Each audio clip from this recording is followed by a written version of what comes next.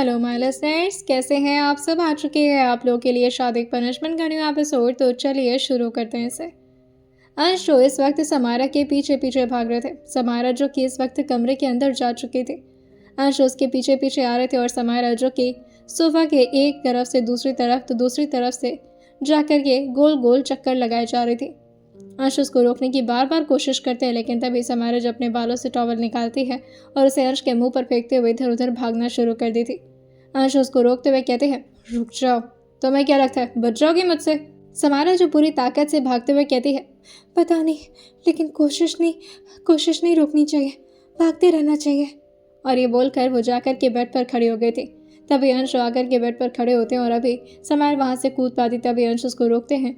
और जैसे ही अंश ने उसको रोकने की कोशिश की थी, उसके पैर को पकड़कर समारा धड़ाम से नीचे की तरफ ऑलमोस्ट गिर जाती है। लेकिन वो इस वक्त आधी तरीके से बेड पर और आधी तरीके से ज़मीन पर पड़ी हुई थी, जिससे उसकी कमर पर हल्का सा उसे दर्द महसूस होता है। और समारा जो जोर से चीखते हुए कहती है, आहा, मेरी कमर तोड़ दी मम्मी। जैसे उसने चिल्लाया था, अंश को काफ़ी ज़्यादा डर लग रहा था उसके लिए। वो तुरंत ही उसको उठा करके आराम से बेड पर लेटाते हुए कहते हैं, क्या हुआ, ज़्यादा दर्द हो रहा है। समारा जो अपने चेहरे को बड़े मासूमियत से हाँ मिलाकर कहती है, मेरी कमर तोड़ दिया आपने, अब बहुत गंदे हैं। अंश तुरंत ही उसके करवट को बदलते हुए उसे अब पेट की बल लेटा दिए थे और उसके कमर पर धीरे से हाथ रखते हुए कहते हैं, दर्द हो रहा है। समारा जो थोड़ा तेज चिल्लाते हुए कहती है, वहाँ वहाँ हाथ मत लगाई का, बहुत दर्द हो रहा है, कहीं मेरी कमर तो नहीं टूट गई ना। यह सुनते ही अंश उसके कान के पास आते हुए उसके बालों को हटाकर कहते हैं, कि वाकई इतना दर्द हो रहा है। अंश बहुत ज़्यादा घबरा गए थे समारा के लिए। समारा भी अपनी आंखों के आंसुओं को झूठ में ही बनाते हुए कहती है, बहुत दर्द हो रहा है। उसकी आंख से आंसू तो नहीं आ रहे थे, लेकिन झूठ में ही वो उसे अपने हाथों से पोंछे जा रही थी। न जाने क्या पोंछ रही थी वो। समारा जो धीरे से अंश के रिएक्शन को मिरर से देखती है और उनको इतने मासूम बच्चों की तरह परेशान देखकर के समारा को बहुत मजा आ रहा था। और वह धीरे धीरे अपने कमर को दोबारा से पीछे की तरफ मोड़ ली थी और अब अंश की तरफ अपने बैक को करते हुए उनके चेहरे की तरफ ध्यान से देखते हुए पूछती है, अब क्या करेंगे, अब तो मैं कभी जीवन में बैठ नहीं पाऊंगी ना, अब मैं ऐसे ही रहूंगी दिन भर लेटे लेटे। तभी अंश उसके ओवर एक्टिंग को समझते हुए उसके ऊपर आकर लेटते हैं और उसके हाथों की उंगलियों के बीच अपनी उंगलियों को जकड़ते हुए कहते हैं, क्या ज़रूरत है तुम्हें उठकर बैठने की, तुम्हारा हस्बैंड है ना तुम्हें कैरी करने के लिए, लेटी रहोगी हमेशा इसी तरह से। जैसे ही अंश उसके ऊपर आए थे, समारा थोड़ा अनकंफर्टेबल होते हुए कहती है, हटिए, क्या कर रहे हैं, छोड़िए मुझे। तभी अंश कहते हैं, क्यों, अब तो तुम उठ नहीं पाओगे ना, अब क्या फ़र्क पड़ता है, चलो अब तुम ही मेरी मैट्रेस हो, रोज़ तुम्हारे ऊपर ही सोऊंगा ऐसे। जैसे अंश ने इतने सेडक्टिव तरीके से समारा से बोला था, समारा ज़ोर ज़ोर से सांसें भरते हुए कहती है, मेरे पेट में कुछ अजीब सा हो रहा है, हटिए, मैं वो। तभी अंश उसके होठों पर धीरे से अपनी उंगली रखते हुए कहते हैं, वो करना बंद करो, अंश अंश और अंश करो, अच्छा लगता है जब तुम मेरा नाम लेती हो तो। समारा धीरे से अपनी आंखों को दूसरी तरफ मोड़ते हुए कहती है, आप करना क्या चाहते हैं। तभी अंश कहते हैं, बताऊं क्या करना चाहता हूँ। समारा जो धीरे धीरे अंश की तरफ एक बार देखती है और फिर से शर्माते हुए अपने चेहरे को दूसरी तरफ मोड़ते हुए पूछती है, जल्दी बताइए क्या करना चाहते हैं। तभी अंश धीरे से उसके गालों पर अपने होठ को टच कराते हुए कहते हैं, तुम्हारे साथ बच्चा करना चाहता हूँ। ये सुनते ही समारा की हालत जो इतनी ज़्यादा बुरी हो गई थी कि वो बस अपनी आंखों को ज़ोर से बंद कर लेती है और साथ ही उसके चेहरे पर हल्की हल्की स्माइल आने लगी थी। लेकिन फिर वो बार बार अपने चेहरे को कंट्रोल कर रही थी कि अपने दिल के इमोशन को वो अपने चेहरे पर ना लाने दे, वरना अंश उसको अच्छी तरीके से नोटिस करे थे और उनको सब समझ में आ जाएगा। और वाकई उनको सब समझ में आ चुका था। पहले तो समारा शर्मा रही थी, लेकिन फिर ज़बरदस्ती वो अपने एक्सप्रेशन को चेंज करते हुए थोड़ा डरते हुए कहती है, मुझे ये सब नहीं करना, मुझे हटिए, आप मेरे ऊपर से, मेरी कमर में चोट लगी बाबा और आप मेरे ऊपर चढ़ गए। अंश इस तरह से समारा को मछली बना तड़पते हुए देख करके काफ़ी मज़े ले रहे थे उसके। और तभी उसके गर्दन के पास आकर झुकते हुए कहते हैं, तुम्हारे लॉजिक में बच्चा कर लो तुम्हारे साथ। समारा धीरे से पूछती है, अभी करना है? अभी तो बारिश नहीं हो रही है ना? अंशु बड़ी से स्माइल अपने चेहरे पर लाते हुए कहते हैं, उफ, तुम्हारा लॉजिक साइंस की ऐसी तैसी कर दोगी तुम तो। ये सुनकर समारा जी कहती है, क्या मतलब है आपका? और मुझे सांस नहीं आ रही, हटिए ना। अंश उसके चेहरे की तरफ बहुत ही थोड़ी देर ध्यान से देखते हुए कहते हैं, क्या होगा उस दिन जिस दिन तुम्हें सच पता चलेगा, जिस दिन तुम पूरी तरह से आउट ऑफ कंट्रोल हो जाओगे और तुम्हें पता चलेगा कि किससे भी आगे कुछ होता है। समारा को हनीमून की कुछ बातें याद आने लगी थी जिससे वो काफ़ी ज़ोर ज़ोर से अपनी आंखों को बंद किए जा रही थी। इस वक्त वो अपने स्माइल को कैसे कंट्रोल कर रही थी वह तो उसे ही पता थी, लेकिन ज़्यादा देर उससे ये हो नहीं पाता और वो शर्मा कर हल्का सा हंसते हुए कहती है, अब छोड़िए यार, क्या करते हैं आप, हटिए ना। तभी अंश उसको इस तरह से शर्माता और साथ ही स्माइल करता हुआ देख कर कहते हैं, मतलब तुम्हें दोबारा से ट्राई करना है? समारा जो थोड़ा डर कर पूछती है, क्या क्या ट्राई करना है? नहीं, मैं वो सब नहीं करूँगी, वो बहुत गंदी चीज़ होती है। आप कहीं पर भी हाथ लगाना शुरू कर देते हैं। अंशु थोड़ी टीजिंग भरी आवाज़ में कहते हैं, मैं हाथ लगाना शुरू कर देता हूँ। समारा पूरे हक से कहती है, हाँ आप लगाते हैं मुझे इधर उधर हाथ, और आप बहुत गंदे भी हैं। ऐसे भी भला कोई करता होगा क्या? बेशर्म कहेंगे, हटिए अब। अंशु अपने चेहरे को धीरे से ना मिलाकर कहते हैं, मैं नहीं हटूंगा। समारा धीरे से अपनी पलकों को उठाकर अपने ठीक सामने की तरफ देखती है जहाँ इस वक्त अंश का चेहरा था, और अंश इस वक्त समारा की बदौलत नहीं बल्कि अपने हाथों के टेक पर पूरी तरह समारा के ऊपर लीन थे। उनका बॉडी जो कि हर तरीके से समारा के ऊपर था, लेकिन उसके बावजूद भी अंश का चेस्ट जो कि हल्का सा उठा हुआ था, वो नहीं चाह रहे थे कि वाकई समारा को सांस लेने में तकलीफ हो उनकी वजह से। अंश के पैर तक को तो समारा संभाल नहीं पाती थी, फिर पूरे शरीर को वो क्या ही संभालेगी। अंश धीरे धीरे उसके गर्दन के पास झुकते हुए कहते हैं, किस्सी चाहिए थी मुझे, अगर आपकी इजाज़त हो तो ले लूं। समारा को कुछ समझ नहीं आता और वो कुछ मिनट के लिए रुकते हुए कहती है, आपकी मर्जी। शायद समारा की भी कुछ ऐसी मर्जी थी, लेकिन वो अंश को ही खामखा बस दोषी ठहरा रही थी कि जो कर रहे हैं अंश कर रहे हैं। तभी अंश जो चाल पलटते हुए कहते हैं, नहीं, हर बार जो करता हूँ मैं ही करता हूँ, इस बार तो मुझे किस करो। समारा ये सुनते हुए कहती है, मैं नहीं कर पाऊंगी। क्या बोल क्या रहे हैं आप? और ये बोलकर वो फिर से अपने हाथ को छुड़ाने लगी थी। तभी अंशु कहते हैं, चाहती हो कि मैं तुम्हारे ऊपर से हटूं, या फिर इसी तरह से पूरी रात? जैसे ही समारा ने सुना था, उसे अपने पेट में एक अजीब सी गुदगुदी से महसूस हो रही थी और वो चाह रही थी कि वो अंश से दूर जाए, लेकिन उसका दिल नहीं चाह रहा था कि वो अंश से दूर जाए। उसे अपने आप में समझ नहीं आ रहा था कि आखिर वो चाहती क्या है। लेकिन इस वक्त अंश को दिखाने के लिए वो जल्दी से कहती है, आप जल्दी से हटिए वरना कोई देख लेगा हमें, कोई भी अंदर आ सकता है ना। तभी अंश कहते हैं, मतलब तुम्हें मुझसे प्रॉब्लम नहीं हो रही है? किसी तीसरे इंसान से होगी अगर वो हमें इस तरह देख लेगा तो। और अगर मैं कहूँ कि यहाँ पर कोई नहीं आएगा तो हम ऐसे रह सकते हैं रात भर? समायरा की कांपती हुई आवाज़ उसके होठों से बाहर निकलती है, अभी तो सुबह हुई है, अभी से रात के बारे में क्यों सोच रहे हैं, हटिए ना। तभी अंश उसकी तरफ हल्का सा और लीन होते हुए कहते हैं, तुम किस करो ना, फिर हट जाऊंगा ना। बिल्कुल अंश ने समायरा की टोन को कॉपी किया था, जिससे समायरा को अंश पर बहुत प्यार आ रहा था, मगर वो इस बात को जाहिर नहीं कर पा रही थी। और फिर वो धीरे धीरे अपने हाथों को छुड़ाकर कहती है, आप मेरा हाथ छोड़िए, फिर कोशिश करती हूँ करने की। अंशु कहते हैं, ओके एज यू से, योर हाइनेस। ये बोल करके उन्होंने अपने हाथ को समायरा के हाथों से हटा लिया था और वो अपना हाथ बेड पर रख चुके थे, और साथ ही उन्होंने अपने हाथों के और अपने एल्बो के टेक पर ही अपनी पूरी बॉडी को संभाल रखा था। समायरा जो धीरे धीरे उठते हुए कहती है, अपना गाल दिखाइए तब तो करूँगी। जैसे अंश ने सुना था, वो गुस्से में कहते हैं, हम क्या बच्चे जो गाल पर किस्से करके भाग जाती हो? नहीं, होठ पर करो। मुझे डायरेक्ट किस चाहिए, इधर उधर का नहीं। समारा धीरे से कहती है, मैं नहीं, मुझे दिक्कत।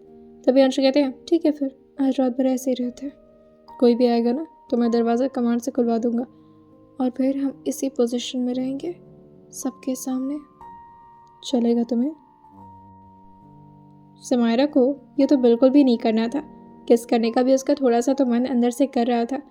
और फिर वो धीरे धीरे हिम्मत करते हुए अपने शरीर को आधी तरीके से उठाई थी और अपने हाथों के जोर से वो अपने आप को उठाकर के अंश के होठों के थोड़ा करीब पहुंचती और जल्दी से बस अपने होठों को उनके होठों से हल्का सा रब करा करके दोबारा बिस्तर पर धड़ाम से लेटती है और धीरे से कहती है, हो गया, अब तो मैंने कर लिया है ना, अब हटिए यहाँ से। उसकी ऐसी आवाज़ सुनकर कि अंश को उस पर हंसी आ रही थी और साथ ही वो थोड़ा हैरान होकर कहते हैं, ओह वाज इट अ किस? तुम ऐसे किस कहती हो? मुझे लगा था कि तुम्हें किस करना तो आता ही होगा, लाइक मैंने खुद कई बार सिखाया तुम्हें। समारा धीरे से अपने चेहरे को नाम मिलाकर कहती है, आपने कब सिखाया? अंश कहते हैं, हनीमून पर सिखाया नहीं था, भूल गई? इतनी आसानी से भूल जाती हो। इट्स ओके होता है। मैं दोबारा से सिखाता हूँ और इस बार सिखाऊंगा तुम्हें डीप और पैशनेट किस करना, जिससे तुम्हारी पूरी बॉडी में एक अलग सी सेंसेशन फील होगी और उसको कंट्रोल करना काफ़ी मुश्किल होगा तुम्हारे लिए। समारा धीरे धीरे अंश की सारी बातों को बहुत ही गहराई से सुन रही थी और वह हर बात पर बस धीरे धीरे अपने सर को हाँ मिला रही थी। अंश धीरे से कहते हैं, थोड़ा करीब आओ, उसके बाद से मेरी आंखों में देखो, थोड़ा देर मेरे होठों पर और फिर मेरी आंखों में। इसी तरह से कुछ सेकंड का पॉज लो और फिर धीरे धीरे करीब आओ और फिर अपने होठों को समारा के होठों से अभी हल्का सा टच कराते और उससे अलग होते हुए कहते हैं, उसके बाद एक हल्का सा कांटेक्ट बनाओ। समारा जो धीरे धीरे अपने मुट्ठी को कसते हुए अपने मन में ही सोची जा रही थी, ये क्या कर रहे हैं, मेरे ऊपर जादू टोना कर रहे हैं क्या? मुझे ऐसा क्यों लग रहा है? मुझे खुद। समारा को खुद मन कर रहा था कि वो अंश को खुद ही काफ़ी ज़ोर से किस कर ले और वो अपने आप को और ज़्यादा कंट्रोल ही नहीं कर पा रही थी, जिससे उसके हाथ अपने आप ही अंश के पीठ पर इधर उधर घूमना शुरू हो गए थे। अंश जो धीरे से उसके कान के पास हल्का सा रब करते हुए कहते हैं, उसके बाद बॉडी का कोई भी पार्ट इधर उधर टच करो जो कि थोड़ा वीक और थोड़ा सेंसिटिव हो। फिर धीरे से चिन पर और फिर अपने होठों को उसके चिन पर टिकाते हैं और अपने होठों को उसके चिन से ले जा करके पूरे उसके जॉ लाइन तक टच करते हुए उसके कानों तक पहुंचे थे और फिर उसके कानों के पास आते हुए हल्का सा सांस छोड़ते हुए कहते हैं, अब फिर होठों तक जाओ। और फिर जाकर के उनका असली किस शुरू हुआ था, जिसमें वो बीच बीच में समारा को समझाए भी जा रहे थे। वो एक बार किस करते हैं फिर हल्का सा उठते हुए कहते हैं, अब समझ में आया। समारा जो जोर जोर से सांसें भरते हुए कहती है, हाँ हाँ गया, अब हटिए। लेकिन अंश कहते हैं, ऐसे कैसे, अभी तो सिखाया है, खुद तो करो। मैं तो सिर्फ तुम्हें बता रहा था कैसे करते हैं। 5 मिनट के अंदर हटना नहीं है तुम्हें, और अगर हटी तो मैं दोबारा करवाऊंगा। It's your test. समारा जो धीरे से एक और बार पूछती है, मैं करूं? अजीब नहीं लगेगा? अंश मुस्कुरा कर कहते हैं, नहीं मुझे अच्छा लगेगा, कम ऑन डू। अभी जैसे ही अंश ने इतना बोला था कि तभी समारा जो खुद ही अंश के बालों को पीछे से काफ़ी ज़ोर से ग्रैब करती और उनके अपने दूसरे हाथों को उनकी गर्दन के पास ला करके ज़ोर से उनके चेहरे को अपनी तरफ झुका ली थी। अब अंश की पूरी बॉडी जो समारा के ऊपर थी और अंश का हाथ भी अब वहाँ से हट जाता है। अंश जो कि अब अपने पीठ के बल लेटे थे और समारा को अपने ऊपर रखे हुए थे और उन दोनों की किस वाकई ही काफ़ी लंबी जाती है। वैसे तो अंश ने डेडलाइन 5 मिनट का दिया था, लेकिन समारा जो एक बीच में सांस भरते हुए दोबारा से उनको किस करना शुरू कर दी थी और फिर धीरे से अपने चेहरे को उठा करके अंश की तरफ देखते हुए कहती है, आपने जादू कर दिया शायद, ये मैं क्या कर दी? और ये बोल करके वो जल्दी से उठकर बैठ गई थी। तब अंश उसकी कमर पर धीरे से अपने ठंडे ठंडे हाथ को सहलाते हुए पूछते हैं, क्या बात है, दर्द नहीं हो रहा आप कमर? समारा भी इसका कोई जवाब देकर के उठने वाली तो होती है, लेकिन तभी अंश उसके हाथों को पकड़कर उसे काफ़ी ज़ोर से बिस्तर पर लिटा दिए थे और साथ ही अपने एक पैर को उसके ऊपर रखते हुए कहते हैं, ऐसे ही रहो, अच्छा लग रहा है। वैसे आ गया तुम्हें किस करना? समारा ने खुद पहली बार अंश को इस तरह से किस किया था। उसे भी थोड़ा अजीब लग रहा था, लेकिन उसे समझ नहीं आ रहा था कि अब उसका क्या जवाब दे। ये उसके लिए कॉम्प्लीमेंट था या फिर कुछ और, नहीं पता था उसे। लेकिन जो भी हो, उसके चेहरे से स्माइल गायब नहीं हुई थी। तभी बाहर से कोई आकर के धीरे धीरे उनके दरवाजे पर नॉक करने लगा था। अंशु डिस्टर्ब होते हुए कहते हैं, नो नो, मैं इतना अच्छा टाइम स्पॉइल नहीं होने दे सकता। और वो ज़ोर से समारा को ग्रैब करते हुए कहते हैं, तुम कहीं मत जाना। तभी बाहर से धीरे से आवाज़ आती है, आपके नानू आए हैं सर, प्लीज़ सर आप आकर के नीचे मिल लीजिए, वो काफ़ी टाइम से आपका वेट कर रहे हैं। बहुत सारे फ़ोन के नोटिफिकेशंस की वजह से अंश ने अपने फ़ोन को स्विच ऑफ कर दिया था और वो समारा के साथ इस वक्त पूरी तरह गुम होना चाह रहे थे। लेकिन अब ये बात सुन करके अंश को ज़बरदस्ती उठना ही पड़ता है और वो समारा को छोड़ते हुए कहते हैं, मुझे नहीं जाना था इतनी जल्दी, डोंट वरी, मैं शावर लेकर जाता हूँ, उसके बाद से फिर आकर तुम्हारे साथ। समारा जो धीरे से अपने हाथों को अपने चेहरे पर रखते हुए कहती है, अब जाइए यहाँ से। समारा को इस तरह शर्माता हुआ देख करके अंश अपने दिल पर हाथ रखते हुए कहते हैं, अब ऐसे भी अदाएं मत दिखाया करो, घायल करना है क्या मुझे? ये बोल करके वो बाथरूम की तरफ जाते हैं और फिर एक आइविंग करते हुए कहते हैं, ज़्यादा इंतज़ार नहीं कराऊंगा, आई ट्राई कि मैं जल्दी वापस आऊँ तुम्हारे पास। और ये बोल करके वो शावर लेने के लिए बाथरूम के अंदर जा चुके थे। जाते जाते भी समारा की तरफ वो धीरे से देख करके एक फ्लाइंग किस करते हैं और फिर जैसे ही वो रूम से बाहर की तरफ निकले थे, अभी तक उनके चेहरे पर एक बड़ी सी स्माइल थी समारा की वजह से, लेकिन जैसे ही वो इस रूम से बाहर निकले थे ऐसा लग रहा था जैसे वो किसी ऐसी दुनिया में आ गए हैं जहाँ वो कभी भी नहीं आना चाहते थे।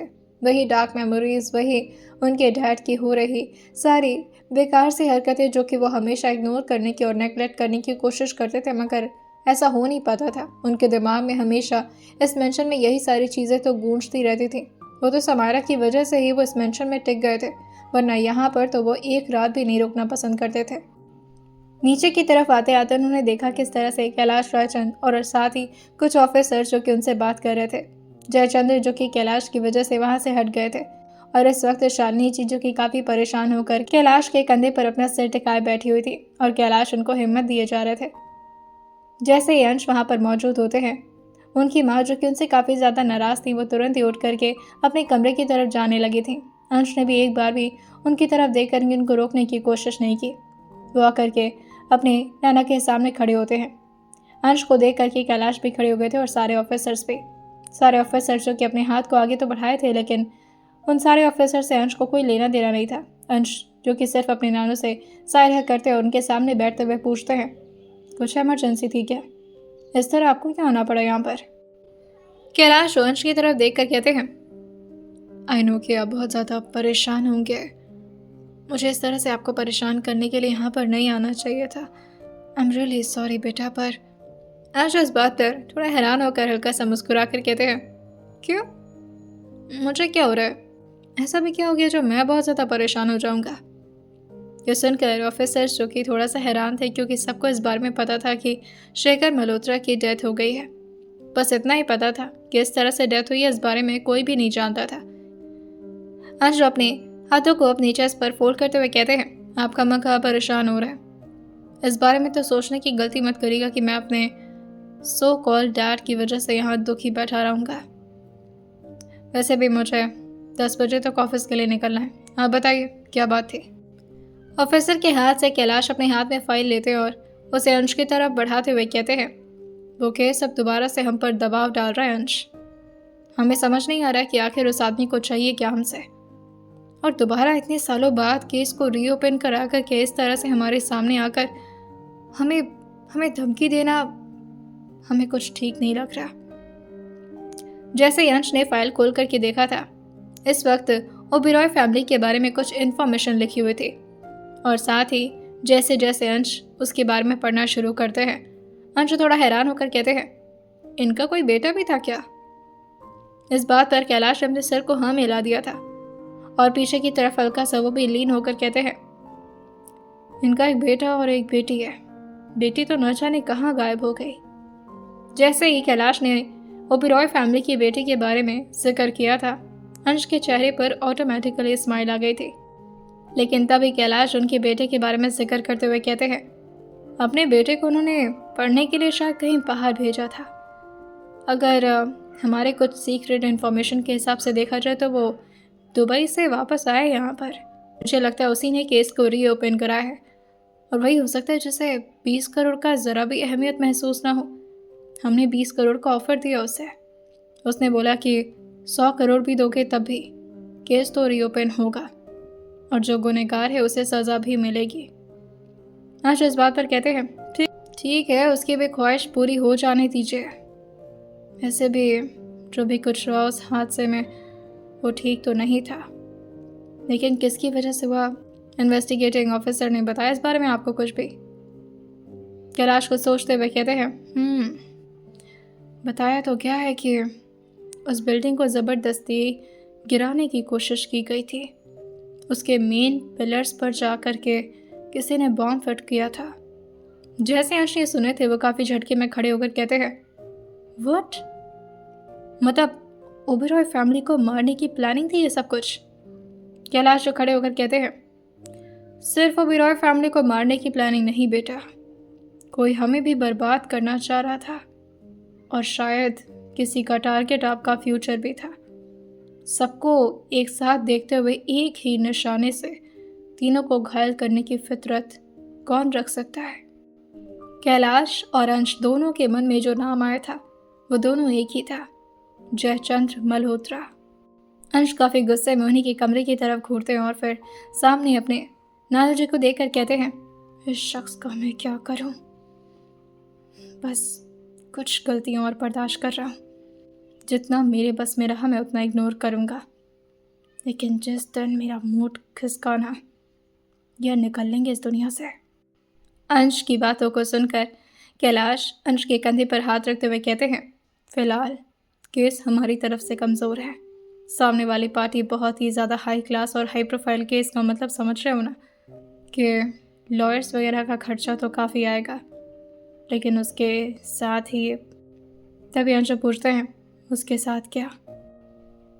कैलाश जो कहते हैं, उसके साथ हमें नज़र रखनी होगी अपने आसपास, क्योंकि जो भी ये शख्स है ना जिसके बारे में हम नहीं जानते, जो भी इसने हम पर केस लगाया है और हमारे साथ लड़ने के लिए ये इतने हिम्मत के साथ तैयार है, ये अपनी शक्ल या फिर अपने नाम को कॉन्फिडेंशियल रखा हुआ है।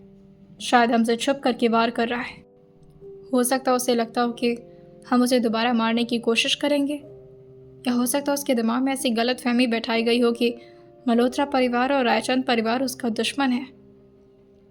अंश इस बात पर अपने सिर को हाँ मिलाते हुए कहते हैं, उसे तो लगना ही है, उसके साथ हुआ इतना बड़ा हादसा है जिसके अपने माँ बाप बचपन में ही गुजर गए हों, उसकी ज़िंदगी कैसी बीती होगी, और उसका ये लगना बिल्कुल भी गलत नहीं है।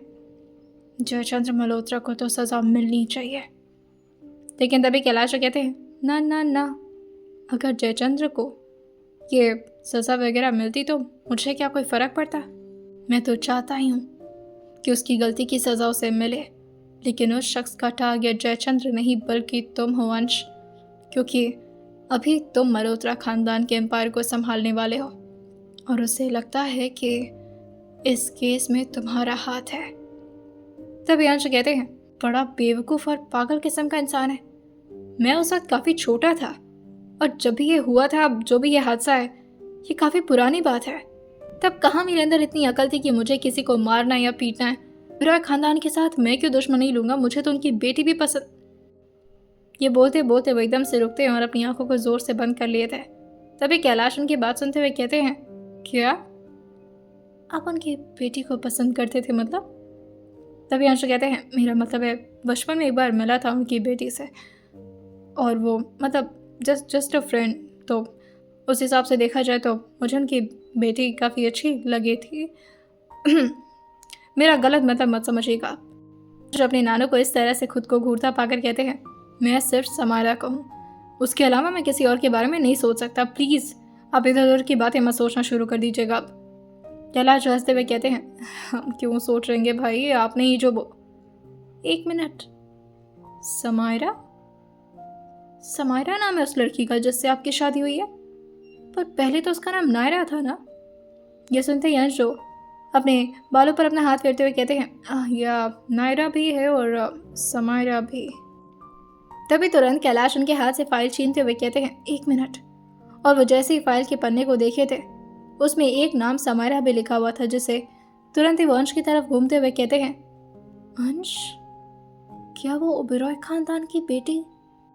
तभी अंशु फाइल की तरफ देखते और अपने नानू की तरफ पूरी तरह से शांत पड़ गए थे। तब जाकर के कैलाश को समझ में आया था कि आखिर अंश इस केस को लेकर इतना ज़्यादा इंटरेस्टेड क्यों है और बार बार कैलाश को परेशान क्यों करते रहते थे टेक्स्ट में पूछ पूछ करके कि आखिर केस का क्या बना। उनकी बातों को और उनके हालात को समझ करके कैलाश जो अपने सर को हाँ मिलाते हुए कहते हैं, हम कुछ ना कुछ रास्ता ज़रूर निकालेंगे। आपकी इसमें कोई गलती नहीं और ना ही हमारी। अंश हल्का सा कमज़ोर पड़ते हुए अपने नानू से कहते हैं, मैं किसी भी हालत में उस लड़की को नहीं खो सकता नानू। मैंने बहुत मुश्किल से खुद को संभालना सीखा है, या यूँ कह ले कि उस लड़की ने मुझे संभाला है। अगर वो मुझसे दूर हुई ना तो मैं मर जाऊँगा।